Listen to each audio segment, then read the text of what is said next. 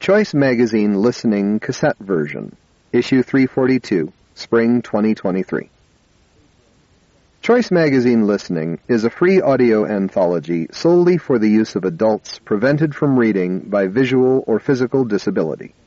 Each quarterly issue contains 12 hours of unabridged articles, fiction, and poetry chosen from more than 100 outstanding periodicals.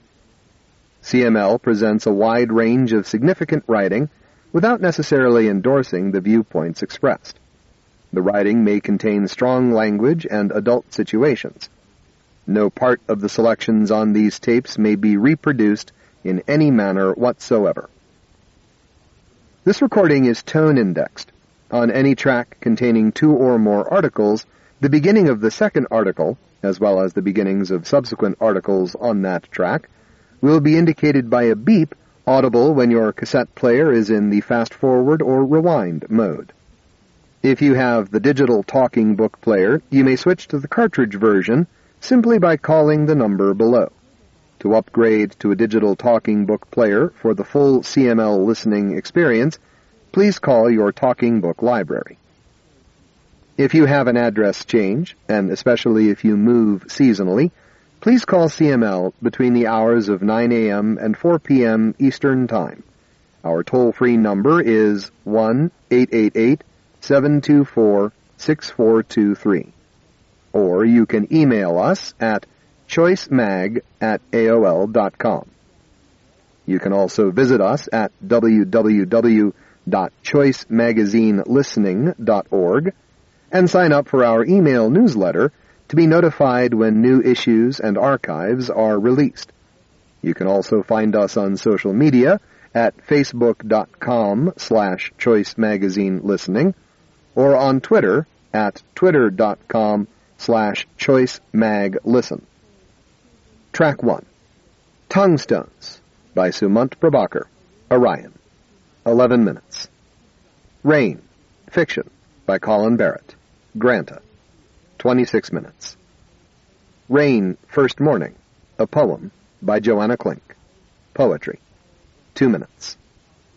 The Big Quit, Fiction by David Means, Harper's, 45 minutes. Track 2. Early Spring, a poem by Bernadette Mayer, The New York Times Magazine, 2 minutes. The 15,000-Mile Lifeline by Sarah A. Topol, The New York Times Magazine, 65 minutes. Pastoral with Blood and Smoke, a poem by Sasha Marielle Provost, Prairie Schooner, 2 minutes. Heaven's Door by Pico Iyer, Harper's, 14 minutes. Track 3. The Hollow Children, Fiction by Louise Erdrich, The New Yorker, 16 minutes. To Be a Person, a poem by Jane Hirschfield, The Threepenny Review, 2 minutes. Lossy Compression, an essay by Muriel Cormican, 5 points, 30 minutes. Once Upon a High Lonesome by Holly Hayworth, Oxford American, 41 minutes. Track 4. Little Blue Transistor Radio, a poem by Yusuf Komanyaka, Oxford American, 5 minutes. The Spectacular Life of Octavia Butler by E. Alex Jung, New York, 68 minutes. The Withering, Fiction by Jahanka Delgado, Ziziva, 13 minutes. Track 5. Life as We Don't Know It by Sarah Scholes, Scientific American, 37 minutes. The Silent Treatment by Katie Weaver, The New York Times Magazine, 32 minutes. En Bach by Kesra Lang, The Threepenny Review, 23 minutes. Track 6. Marianne Mantell, 93, trailblazer who helped pave the way for audiobooks, by Alex Williams, The New York Times, 9 minutes. How Should We Think About Our Different Styles of Thinking, by Joshua Rothman, The New Yorker, 34 minutes. Housewarming, Fiction, by Dennis McFarland, The American Scholar, 45 minutes. Track 7. Confessional, A Poem by Linda Pastan. Gettysburg Review, 2 minutes. You Have to Learn to Listen to These Patients by Tracy Kidder. The New York Times Magazine, 59 minutes. The Phone Call, Memoir by Allie Dixon. The Threepenny Review, 15 minutes. Track 8, 2 Poems by A.E. Stallings. London Review of Books, 3 minutes. Make It So by Vivian Nareem. Bloomberg Businessweek, 38 minutes. Betty Page and Jimmy Freebird. Fiction by Kashona Nata. Plowshares, 43 minutes. The Pain Cave by Lauren Groff. Granta, 5 minutes. Tape 1, Track 1, Issue 342. Tonguestones by Sumant Prabhakar. Orion, Summer 2022, 11 minutes. Tone 1, Rain, Fiction by Colin Barrett. Granta, Autumn 2022, 26 minutes. Tone 2, Rain, First Morning, a poem by Joanna Klink. Poetry, February 2023, 2 minutes. Tone 3, The Big Quit, Fiction by David Means. Harper's, January 2023, 45 minutes. Tonguestones by Sumant Prabhakar. As it appeared in Orion, Summer 2022. Estimated reading time 11 minutes. Copyright 2022 by the Orion Society. From Nikolaus Steno. Beautiful are the things that are seen. More beautiful are the things that are known. Most beautiful of all are the things that are not known. Soon, or before long, or at some point, we will know with the sureness of age what this all was about. That is what we were told. Soon we will know, for instance, who we are, how we once were one thing and now we are not, how we were young just moments ago with our thumbs and our farms and our analog ways. At some point in the near future, at a time that feels irreversibly soon, we will leave our mark on the time scale. We will invent an epoch, the Anthropocene, a period provoked by us and named after ourselves. We will find ourselves in the earth and write ourselves into the story of time. We will know soon what we talk about when we talk about the Anthropocene. There will be a moment to which we can point and feel with human certainty that that's when it began. We were animals until then, and now we're something else. And there will be a site, an actual site with an actual plaque, and perhaps some fine words in Latin or English, and to this site, mounted in a rock, we will drag our aging bodies and bear witness to the place where our legacy was read in the sediment core. There are other ways of measuring time, of course. CO2 emissions, which evoke memories of early incense clocks in India, burning quietly down and announcing the hours and seasons with different scents.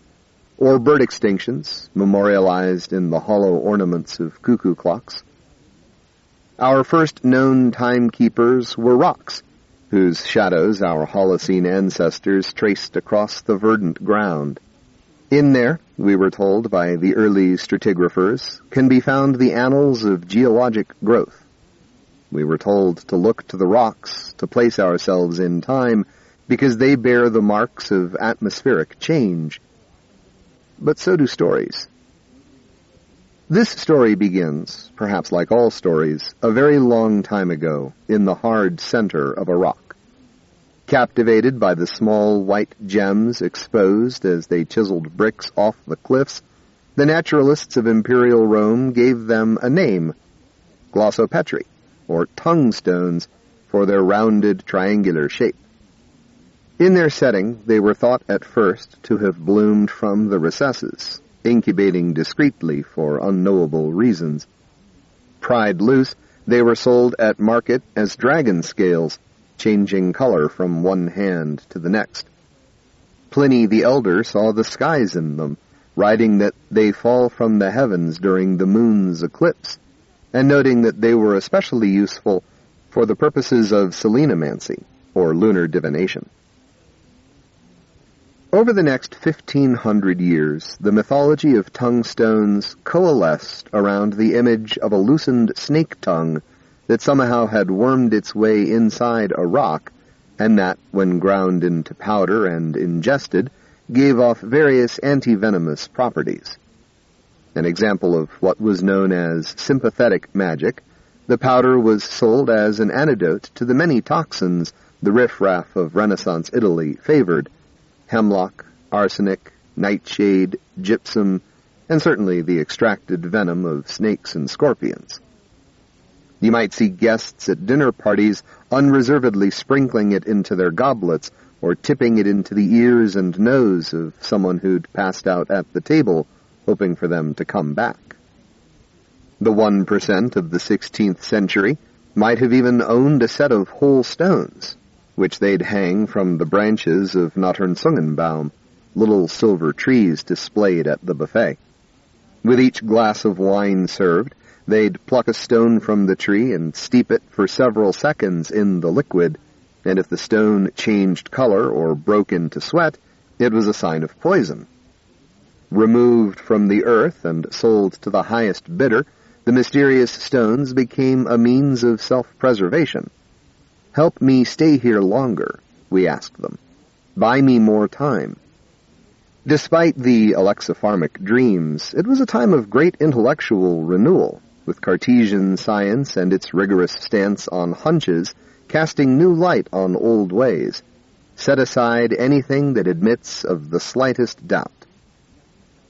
Even Descartes himself would become the subject of such scrutiny when the young Danish scholar Nicolaus Steno, also known as Niels Steensen, disproved his hunch, everyone's hunch, that tears descend from the brain, by discovering the lacrimal gland.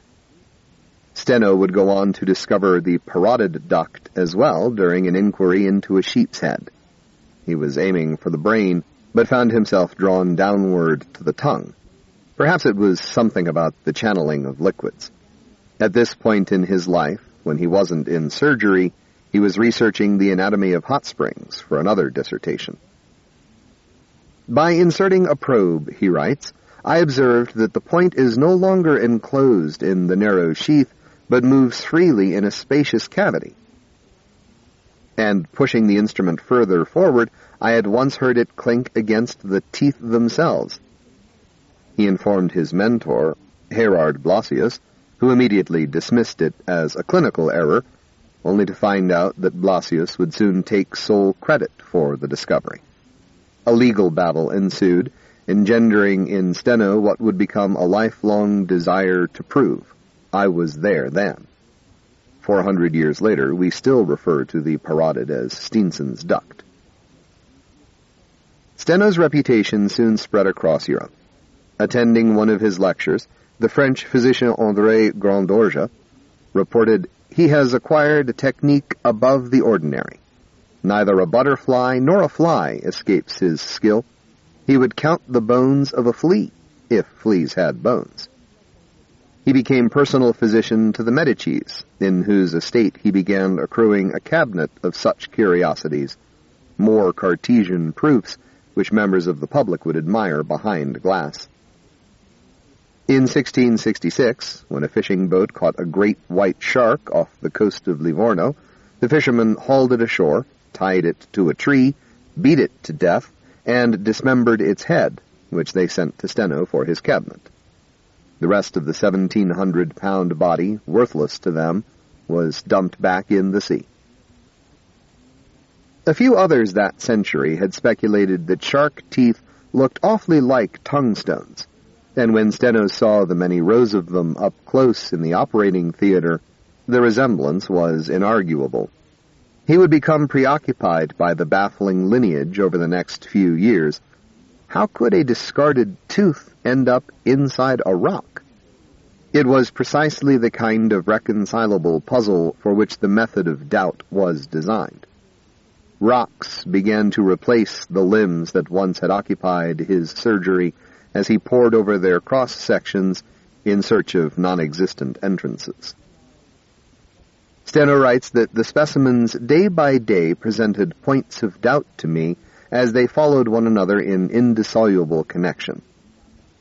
It was the prototypical panic of the geologic timekeeper. How does one distill the ineffable into the story of how things ended up like this? I was wandering about in a sort of labyrinth, he writes, where the nearer one approaches the exit, the wider circuits does one tread. Breakthrough came when leaving the laboratory for the coast of Tuscany, where he became mesmerized by an outcrop of rocks. Stacked over the water's edge, they appeared to him not as a unified surface, but rather as a kind of haphazard pile. Here clearly were layers that had not always been there, but were the accumulating relics of migratory sediment. What left the water became new rocks, and once the immobility of rocks was no longer a given, the sentiment that would form the stratigraphic law of superposition, the foundation of what we call chronology, took shape in little time. The oldest layers drift down, and younger layers graft onto the surface, until they too are old. Steno would title that dissertation De solido intra solidum naturaliter contento, on solid bodies naturally contained in solid bodies. The story neither begins nor ends, the report confirms, and certainly not with us. We are born into amorphous layers of ecological time, a flurry of existential sediment nestling onto the smoothed, dead shoulders of our predecessors. Once in a while something floats by, a tooth or a text, and lodges itself in the calcifying flesh of the earth's collective body. In time, we'll grow our own layer, heightened by the mass of what we've captured, and perhaps soon, or someday, it all will settle into something like a story to be read by those who follow us. Perhaps those curious unborn ghosts will examine the outcrops of our epoch and find, preserved in the safety of a rock's ancient belly, the shadow of who we truly were. Tungstones by Sumant Prabhakar. Sumanthprabhaker. Read by Doug Tisdale, Jr. Rain, Fiction, by Colin Barrett, as it appeared in Granta, Autumn 2022. Estimated reading time, 26 minutes. Copyright 2022 by Granta Trust.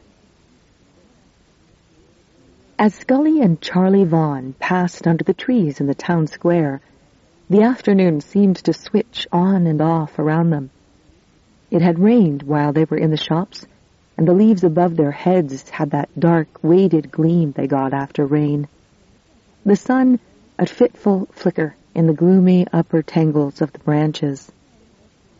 The stretch of footpath that ran beneath the trees was only lightly spattered, where the rain had succeeded in dripping through the foliage.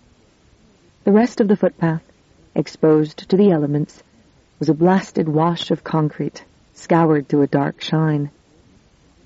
Scully, 16, was hefting a bag of ice on her shoulder.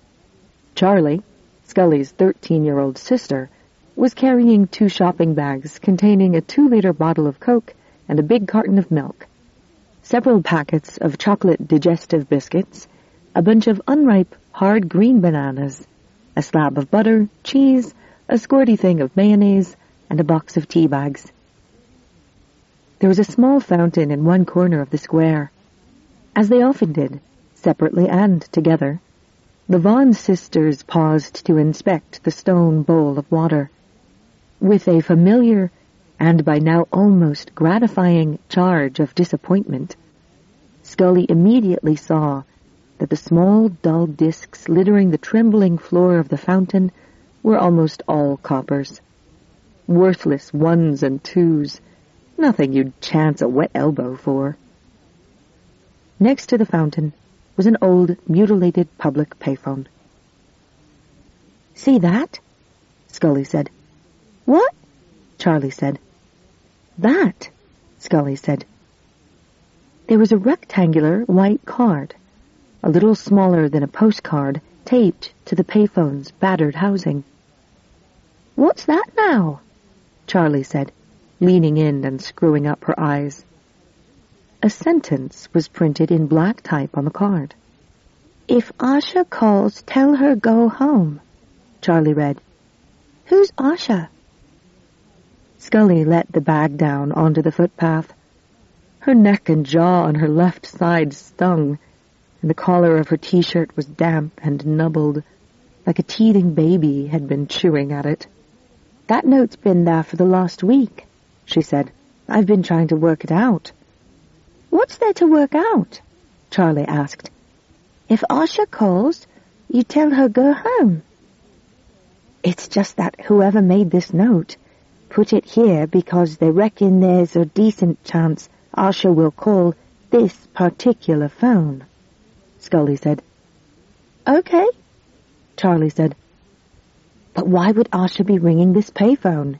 Scully asked. She must be ringing to talk to someone specific, someone she has to go through the hassle of contacting on a public payphone. So the note is for that person, Charlie reasoned. Or for me, you, whoever happens to answer when Asha calls. And then we tell her, go home, Charlie said. It's been at me, Scully said, how the person who wrote this knows enough about Asha to know there's a decent chance she's making calls to this payphone. But for some reason, they can't locate or contact Asha directly themselves. Or else, why go through the effort of putting up this note in the first place? Charlie blinked and thought about this. She pressed the heel of her palm against her temple and ran it up into her hairline. Her hair was short and dark and went up in skunky puffs. As her fingers swept over her hairs, they sprang back up. Charlie's eyes looked small and preoccupied. It was only then that Scully realized Charlie wasn't wearing her glasses, that she must have left them back at the apartment. Maybe she's like a runaway, and it's a note from a parent, Charlie suggested. Who knows she's around, but they don't know where. But the way they put it, Scully said, go home, not come home, like it's an order, and an angry one. Parents give orders. But if you wanted someone who ran away to come back? That'll be a bag of water you're carrying if we don't get going soon, Charlie said after a while. Scully hauled the bag of ice back up onto her shoulder and adjusted her grip to make sure it was secure. They resumed their course and left the square. As they made their way along the streets of the town, Scully had to regularly transfer the bag of ice from one shoulder to the other. Soon both of her shoulders were cold and wet and buzzing with numbness, like a punched lip. They arrived at the woods on the edge of town and crossed a small ditch onto a path of pale brown dirt. The path climbed a hill into the woods. The trees in this part of the woods were almost all conifers, their needles glimmering with rain and their tops pointing straight up. You ever even used a payphone? Charlie asked as they walked through the trees. Charlie's question made Scully remember a scene from a movie. A car in an American city at night, screeching to a stop in a dark side street. A man hurriedly exited the car and dashed into a telephone box. The telephone box was illuminated with a scathing brightness, like a medical booth in which large living things were sterilized. The man had thick, anguished eyebrows. Scully remembered a close-up of his hairy-knuckled hand as he nervously slid a coin into the slot, each hair on his knuckle dark and distinct, like a coil of black thread sewn into his skin. She remembered the noise the coin made as it descended through the belly of the phone, a hollow rat-tat-tat, like a pebble rolling along a corrugated roof, before dropping off the edge into nothing. The sisters entered a clearing, and soon were coming down the other side of the hill, towards the parking lot at the rear of the block of apartments where they lived. Scully did not remember anything else about the movie, just that scene, and the lonely rolling noise of the coin in the payphone. There was no fence around the car park, allowing them to walk straight onto the tarmac. The car park was, as usual, near empty. The apartment building was run down, its cream facade faded and stained gray. The sisters took the exterior stairs to the second floor, blunt tufts of grass sprouting from the cracks in the concrete steps. At the door to the apartment, Charlie slipped off her left runner, shook out a key, and opened the door. From the short hallway, they could hear Rain holding court in the kitchen, speaking at a volume and intensity someone unfamiliar with him might mistake for anger, but that was just how Rain sounded when he was happy. "I'm as well pull out the lot of them and be done," he scoffed as they entered the kitchen. He was talking to his friend Victor Riley and Scully and Charlie's mother, Mel. Rain was sitting at one end of the little kitchen table set against the wall. Victor was sitting opposite. Victor worked with Rain as a security guard in the psychiatric hospital just outside the town, though both had the day off today and were dressed in their civvies. It was 4 p.m, and they were drinking whiskey and cokes. Mel was at the counter, noisily sawing the top off a plastic shampoo bottle with a bread knife. "Pull out what?" Charlie asked Rain, dumping her bags on the kitchen table. Rain looked squarely at Charlie and Scully, then grimaced, baring his teeth in a sudden yellow clench, like he was in pain. He had a coin in his hand and clinked it against a tooth. "This babby is refusing to go to the dentist," Mel said. "Teeth are a burden," Rain said, rummaging through the shopping bags and tearing open one of the packets of chocolate digestives. "I reckon I should pull the lot of them and put a set of wooden ones in instead. Be done with it all for once and for good. What do you think, girls?" He took a bite of a biscuit and pushed the packet to Victor, who raised a brief hand in refusal. "That sounds dumb," said Charlie. Scully popped the freezer door and arranged a space among the various parcels of frozen food already crammed in there. At the back of the freezer she could hear the cooling fan, its vanes shagged with ice, ticking strenuously. A bank of stubbled ice had almost completely encased the freezer's rear wall. "This yolk needs defrosting," she said, as she worked the bag of ice into the space she had cleared. "I know that," Rain said defensively. "I've a video on the phone I'm going to watch." "How was town?" Mel asked. "It rained," Charlie said, "but we missed it." With a final stroke of the bread knife, the top of the plastic shampoo bottle came off in Mel's hands. There were 2 halved bottles already on the counter. Scully watched as Mel used a teaspoon to scrape the gel stuck in the bottle into one of the bottle halves. This was one of Mel's tricks for getting that last bit of mileage out of the shampoo. There was always a final amount of gel you couldn't squeeze out of the bottle. So what Mel would do was save up several bottles, and once she'd enough, take all their heads off and combine the remaining gel.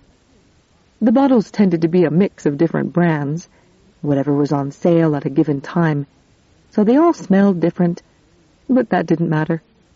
The compounded floral smell of the gels mixed in the confines of the kitchen with the foul chemical tang of the varnish Rain had lately begun applying to his nails in a bid to deter himself from biting them.